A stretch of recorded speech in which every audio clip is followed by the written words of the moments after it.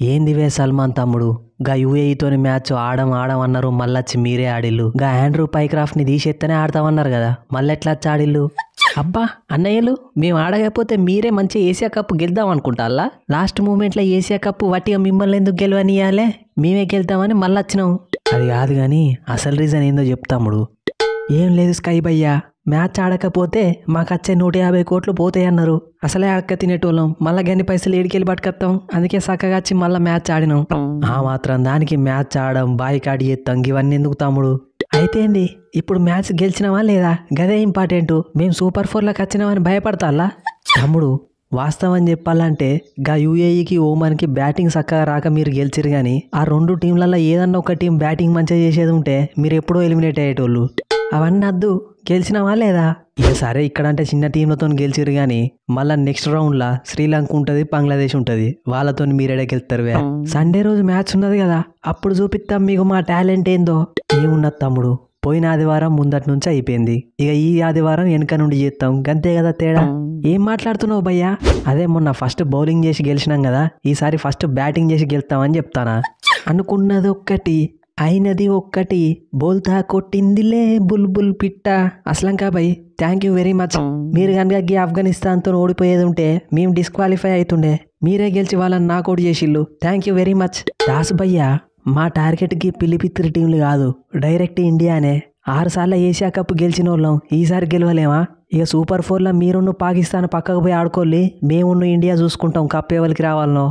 అస్లంకా భయ్, మీరు ఏషియా కప్పులు గెలిచినప్పుడు మీ టీంలో జయవర్ధనే, సంగాకర, మలింగ లాంటి ప్లేయర్లు ఉన్నారు. ఇప్పుడు ఎవరున్నారువే మేము గెలుతామంటారు? ఇప్పుడు కూడా మా దానిలో మంచి మంచి ప్లేయర్లు ఉన్నారు. తుషారా ఉన్నాడు, అసరంగా ఉన్నాడు, నిస్సంక ఉన్నాడు, మెండీస్ ఉన్నాడు, దాషున్ జనక, దుష్మంతా చమీరా. మమ్మల్ని తక్కువ అంచనా ఎత్తే మీకే అసలుకే ఎసరు పడుతుంది.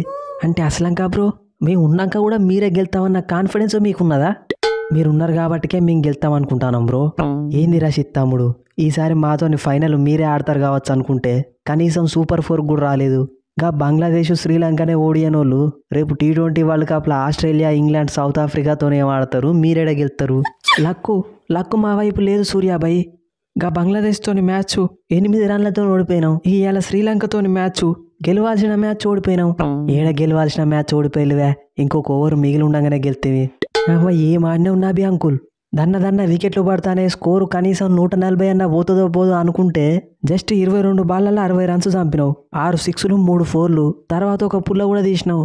40 సంవత్సరాల ఏజ్లో గీ రేంజ్లో ఆడతావు అంటే గ్రేట్ అంకుల్, గ్రేటు. ఏం చేద్దాం తమ్ముడు, నా చిన్నప్పటి నుండి ట్రై చేస్తానా ఆఫ్ఘనిస్తాన్ని ఏదో ఒక ICC ట్రోఫీ గెలిపిద్దామని.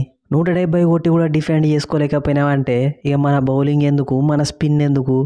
ఇక ఓనీతి ఒక్కొక్కసారి కప్పు లేకుండానే నీలాంటి లెజెండరీ ప్లేయర్స్ రిటైర్ కావాల్సి వస్తుంది. ఏం చేస్తాం? ఇప్పుడు నేను రిటైర్ అవుతా అన్నాను నీకు చెప్పిందా? అంటే 40 సంవత్సరాలు వచ్చినాయి కదా అని. 40 కాదు 50 వచ్చినా కానీ ఆడుతూనే ఉంటా. ఆఫ్ఘనిస్తాన్ని ట్రోఫీ గెలిపించేదాకా నేను రిటైర్ గాను. అంటే నేను గుర్బాజు రిటైర్ అయినా కానీ నువ్వు మాత్రం రిటైర్ గాను అంటావు, అంతే కదా? అరే చూద్దాం తీ తమ్ముడు, next year T20 world cup అయితే ఆడని, ఆ తర్వాత చూద్దాం. ఎందుకు రషీదు, పాపం గంత మంచి ప్లేయర్ని రిటైర్గా అంటాను. నిన్న ఆయననే లేకుంటే మీ పరిస్థితి కుక్కలు దింపిన విస్తారాక అయిపోయేది. స్కై భయ్య, చరిత్రలో ఫస్ట్ టైం మీతో ఇంటర్నేషనల్ మ్యాచ్ ఆడతాను. కొద్దిగా అభిషేక్ శర్మ, కుల్దీప్ యాదవ్, జస్ప్రీత్ బుమ్రా వీళ్ళ ముగ్గురికి రెస్ట్ ఇయ్యరాదు? పిచ్చుకల మీద బ్రహ్మాస్త్రాలు ఎందుకు చెప్పు? నీ బాధ నాకు అర్థమైంది వేసింగు. నీ కోసం బుమ్రా బాబాయ్కి రెస్ట్ ఇస్తా, పండగ చేసుకో. అమ్మయ్యా, బుమ్రా బాబాయ్కి రెస్ట్ ఇస్తానవంటే టీంలకు నీ అత్త అన్నట్టే కదా. T20లలో ఇప్పటి వరకు 99 వికెట్లు తీసిన, ఇంకా ఒక్క వికెట్ తీస్తే 100 వికెట్లు కంప్లీట్ అవుతాయి అని వెయిట్ చేస్తానా. ఇవాళ నాకు ఆ అవకాశం దొరకబోతుంది అన్నట్టు. సారీ దీప్ తమ్ముడు, నాకెందుకో ఇవాళ మన కోచు హర్షిత్ రాణాని ఆడిస్తాడు కావచ్చు అనిపిస్తుంది. నువ్వు 100 వికెట్లు ఇంకేదైనా మ్యాచ్లో కంప్లీట్ చేసుకుంటుంది. ఏంది స్కై భయ్యా ఇది? నా ఎక్స్పీరియన్స్ ఏంది, గా హర్షిత్ రాణా ఎక్స్పీరియన్స్ ఏంది? నా దగ్గర లేనిదేంది, గా రాణా దగ్గర ఉన్నదేంది? అట్లా మాట్లాడక హర్షదీప్ భయ్యా, నేను ఆల్రౌండర్ని. ఒకవేళ మన టీం కొలాప్స్ అయితే బ్యాటింగ్ కూడా చేసి గెలిపిస్తా, అందుకే నన్ను తీసుకుంటాడు మన కోచ్ భయ్యా. ఏం మాట్లాడుతున్నావు తమ్ముడు?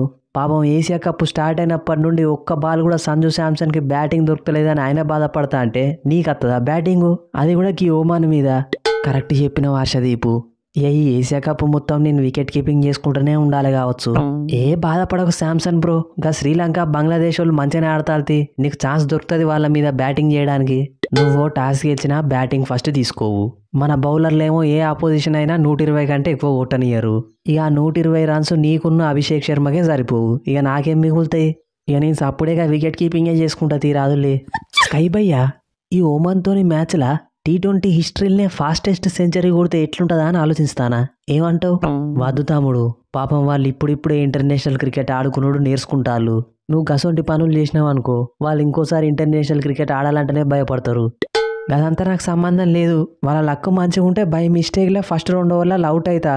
ఇక కాకపోయినో విధ్వంసం కాదు, విస్ఫోటనమే. సింగు బ్రో, మా పిల్లగాళ్ళు కొద్దిగా వైలెంట్గా ఉంటారు. వచ్చిన వాళ్ళు వచ్చినట్టు 6లు 4లు ప్రాక్టీస్ చేసుకుంటారు. మీరేమనుకోగుల్లి. మాకు తెలుసు మీరు పిచ్చ కొట్టుడు కొడతారని. అందుకే నేను ఎట్లయినా టాస్ గెలిచి మేమే ఫస్ట్ బ్యాటింగ్ చేస్తాం. ఇక మీరు ఎట్లాగో మమ్మల్ని 50కో 60కో ఆల్అౌట్ చేస్తారు. అది మళ్ళీ 3-4 ఓవర్లలో కొట్టేస్తారు. 10 ఓవర్లలో మొత్తం మ్యాచ్ ఫినిష్ అవుతుంది. కేల్ కథం, దుకాణం బంద్. ఒకవేళ మీన్ టాస్ గెలిచి ఫస్ట్ బ్యాటింగ్ తీసుకుంటే ఏం చేస్తావు? చేసేదేముందిగా, పిసుక్కోవడమే. అయూబ్ తమ్ముడు జనరేషనల్ టాలెంట్, ఆల్రౌండరు అని నన్ను పక్కకు పెట్టి నిన్ను పట్టుకొచ్చిల్లు. నువ్వేమో 3 మ్యాచ్లలో డక్అవుట్ అయినావు. అసలు ఈ ఏషియా కప్ మొత్తంలో ఒక్కరన్నా కొడతావా లేదా నువ్వు? అరే రిజ్వాన్ భాయ్, అటాకింగ్ ఆడదామని అవుట్ అయిపోతానా? లేకుంటే నేను కూడా అభిషేక్ శర్మ లెక్క ఆడతా, నీకు తెలుసా? తమ్ముడు, నువ్వు చిన్న ప్లేయర్ల మీద 6లు 4లు కొట్టి గీడి దాకా వచ్చినావు. అభిషేక్ శర్మ IPLలో ఇంటర్నేషనల్ బౌలర్లను ఇష్టం ఉన్నట్టు ఉతికి ఆరేసి ఈడి దాకా వచ్చిండు. ఎందుకు చెప్పు నీకు ఆయనకి కంపారిజను?